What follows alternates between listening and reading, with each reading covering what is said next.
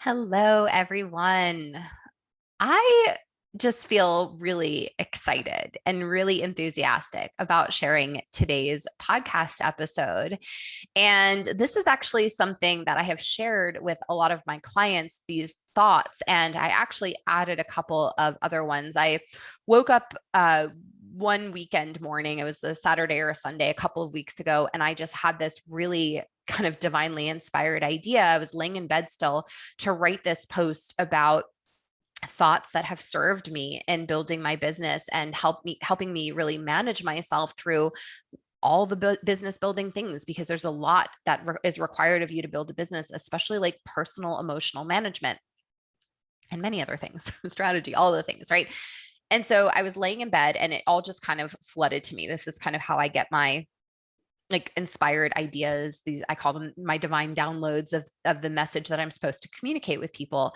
And I was thinking about what I wanted to do for the podcast this week. And I was like, that is perfect. So what I'm going to be sharing with you today are 10 of the thoughts that have really served me best in building my business, and the thoughts that have ultimately helped me make over $5 million now in the last like 4.5 years.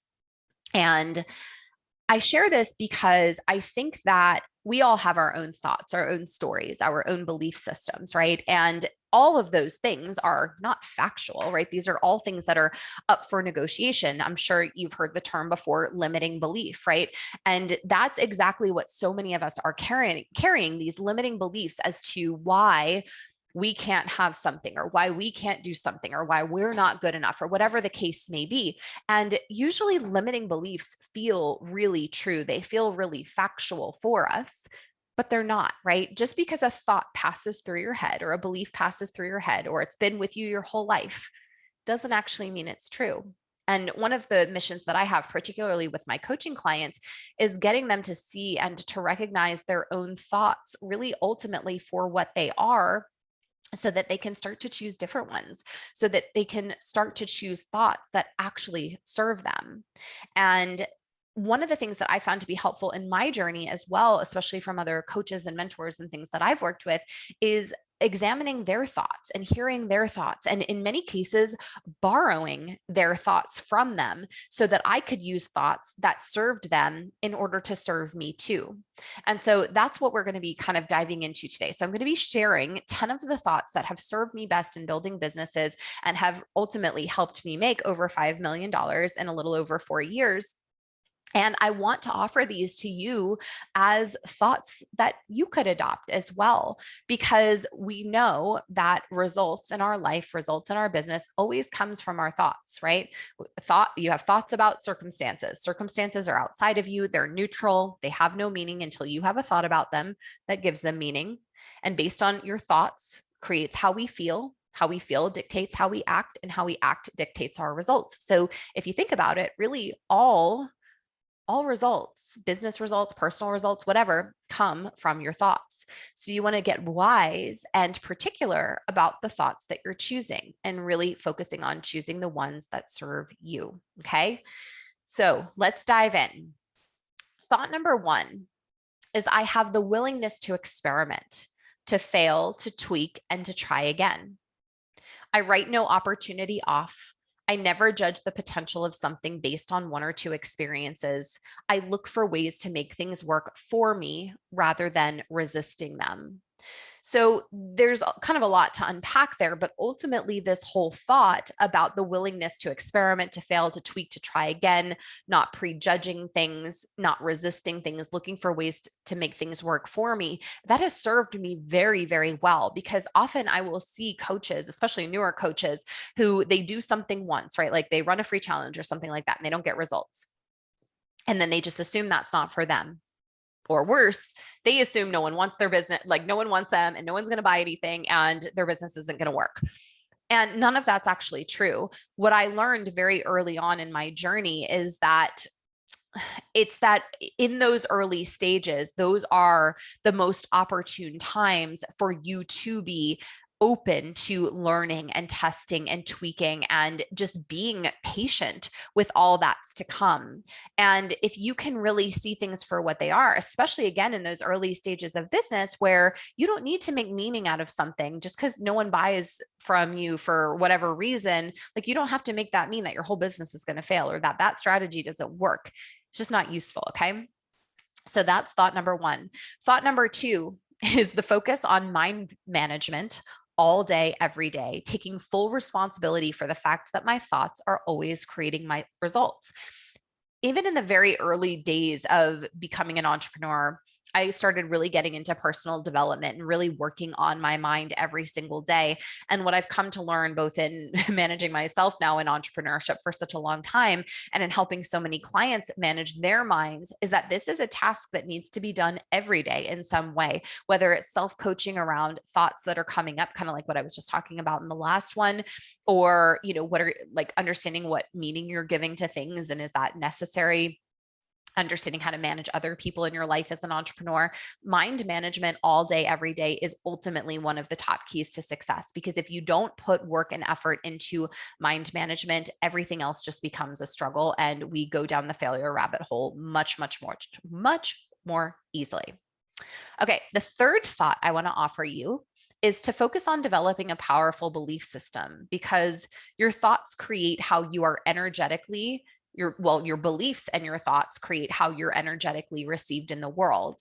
And my vision is to embody this energy of light and possibility. And I can only do that when my own belief system is dialed in. So if I'm thinking doom and gloom and desperation and failure and struggle and scarcity and all of that, guess what you guys are going to feel from me? Now, I might be saying one thing to you, but if I was coming at you from that space, that's what's going to be communicated. So it's like when people have really, when they're desperate to make money, they don't make sales, right? You never make sales when you're desperate to make money. You make sales when you're in service, when you're in love, when you're in openness, receiving, and possibility. So that's just one example. And so this belief system, right? So for me, it's like I am the energy of light. When people are in my presence, they feel infinite possibility of what's available to them, right? And I also believe, not just for myself, but for others too, I so strongly hold the belief that everything is available to all of us, everything we desire, and that the only reason people won't get what they desire is if they don't do this work first, this kind of like belief and thought work, like I'm talking about right now, and then back it with the aligned actions and strategy. I hold that belief so strong. I hold belief in other people until they can see it for themselves. And that's so powerful. And that is like, I don't really communicate that much. I think maybe I've said that a few times on the podcast, but it's like, that is in every cell of my being, is that level of belief and certainty for me and for all of you, that it's very easy for me to communicate energetically what I want you guys to receive, because I'm not in fear and scarcity and all of those things, right? And so how can you adopt that for yourself? Number 4 is I choose the meaning of things to align to the highest good of all. If I don't get a particular result, I use it to make positive changes in the direction of my business. If things are working, I choose to cultivate even more trust and evidence to support me through the times where it feels like they may not be, which of course we're all going to have. And I'm always creating evidence that serves the greater good of all. It's not just for me, this business, it's for all of you. It's for the whole world. It's for the ripple effect that we're going to have.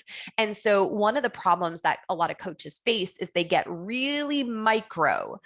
They get so hyper focused on, I had 3 sales calls today and no one converted. Oh my God, my business is going down. It's never, ever going to work. Or, oh, I did X, Y, and Z and I didn't get results. Oh my gosh, this is never, ever going to work. Coaches get so micro and they give so much unnecessary meaning to these like teeny tiny little things and steps along the way.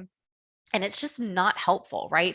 Try to zoom out, try to see the big picture of your business, which I know can be hard when you're like, especially if you're first getting started or even in your first like year or two, but just try to understand that no one thing affects or like indicates what's actually possible for you in your business. I always tell my clients, I had 9 sales calls in a row when I first started selling my coaching program. The first 9 calls I had all said no. That's scary, right? I had put months into this. I'd put money into this. I put every hope and dream I had into this. I had 9 people say no. And then I've had a whole lot of people say yes. And I've had a whole lot of people say no since then as well. But a lot of coaches, they can't handle 9 no's. In month 1, they cannot handle that. And they make it mean all kinds of things that it doesn't need to mean. And none of it's actually true. So be smart around what you assign meaning to. Okay. Number 5 is I believe I'm always on the right path, even when it feels like I'm not. I trust that my success and goals are inevitable and use the feedback from everything I'm trying to steer myself closer to the precise path.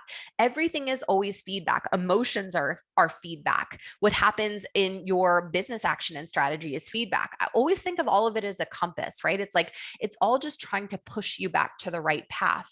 And so what will ultimately make you successful, not only in terms of how much money you can generate and how your business grows, but also how you feel throughout that process, is your ability to trust that you are taking the right steps and that you're on the right path, especially if you're getting help and support and you're following a proven plan, to be able to trust that it's working even when it feels like it's not. And to have patience too. Patience is really important when building a business. Really, really important. Okay. Now, number 6, sometimes we get what we need even when we don't think it's what we want. Moments where it feels like everything is breaking and falling apart, those have been some of the moments that have been the catalyst to some of my greatest changes and growth. And to give you another example, there can be times when you actually need more stillness in your life, and maybe your sales drop a little bit and you can't see that it was necessary until you get down the road. These are all lessons on trust. Can you be in trust that you're always getting what you need, even when you can't see it, even when it doesn't feel like what you want? And I will tell you guys, I've given my clients really specific examples. I have had moments where it literally felt like everything was breaking and falling apart, both in me and in my business. And I've had that happen now, not so many times, but enough times to where when that happens now, it sucks and it's painful and it's uncomfortable. But I know that it's a gift for me. I know it's the thing that's getting my attention because I needed to make a change and I wasn't willing to do it. And the universe is like, you think so, huh? Why don't you try this? Why don't you work through this? And so I know that my greatest breakthroughs now are preceded oftentimes by that feeling like nothing is working and everything is falling apart. Hopefully that gives you a little affirmation. Okay. Number 7 is I also acknowledge that over time, I think there's an order to things, right? But over time, most strategies will work for anyone, but it's actually the energy and the experience that you are in when you are in implementation that ultimately creates the results. So you could do one strategy. Let's say you're going to like run a webinar or something 1 month and you are high vibration, you are in it, you're feeling so dialed in, so passionate about it. And you run this webinar and you get 10 new clients and you're like, what? That's awesome. And then you're like, you know what? I'm going to do that again next month. But some things have changed and maybe your revenue is a little low and you've gotten like 6 no's in a row in sales conversations. And you're like, you know what? I'm going to run that webinar I did last month. I got 10 clients. This is the ticket. But your energy is one of fear and one of scarcity and one of desperation. And you get 0 clients from it or 1 client from it. That's what I'm talking about. How strategies work. Most strategies work, but it's the energy and it's the experience from which you're creating it that actually creates the results. So interesting, right? 3 more thoughts I want to share with you that I've really, I think, embraced and embodied throughout my journey. Number 8 is that I am wide open to receiving. I don't choose to block money anymore. I don't choose to hold on to thoughts or stories about why I don't deserve or why I shouldn't have or how hard it has to be. I am wide open to receiving. And if you're not making what you want to make and you don't think you have those blocks up, my friends, reevaluate, give it a second eye. Because if you're not receiving at the level that you desire, and let me caveat that, and you're taking all the action, then you're not open to receiving. So that's something to work through. Number 9 is that personal growth and expansion, internal, right? Internal personal growth and expansion lead to the external growth and expansion. It is internal work that leads to external results. I can't say that loud enough. It is the internal work. It is who you are becoming. It is how you manage yourself that actually creates the ability for you to receive more and to create more money and to build your audience, to have people want to work with you. We don't bypass that. You don't just go into action and implementation and get the results without doing the inner work. So the level at which you're earning and the level at which you're attracting people right now is very, very largely associated with how much of that work you're doing on yourself. And I'm not talking about here and there and surface level work. How much are you creating and transforming yourself? How much are you transforming yourself? So when I coach my clients, particularly in my marketing intensive coaching program, so much of the work that I'm doing with them, and I think some of it's really obvious, but some of it's a little bit more like reprogramming work that I'm aiming to do with them, is getting them to make those shifts and getting them to do that work, because I know without that transformation, if they're just showing up in action but not doing the inner work, or they're bringing that desperate energy or whatever the case may be, is they will not get results. So you have to be fully committed to doing that internal work that actually creates the external results. It's like every time I go through personal transformations and personal up levels and things like that, it can sometimes take a few months to catch up. And sometimes it's more immediate, but my income rapidly expands.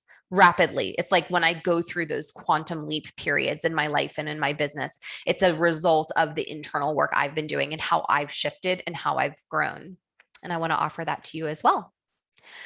And the last thought that I want to share with you guys is just that trust is the path. It's trusting your business mentor, and you better have one if you don't. It's trusting the process they're teaching you.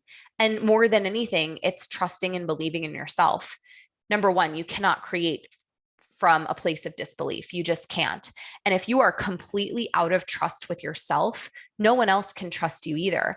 And trust is a huge process. It's something I still work on, that I've been cultivating for years and years and years and years.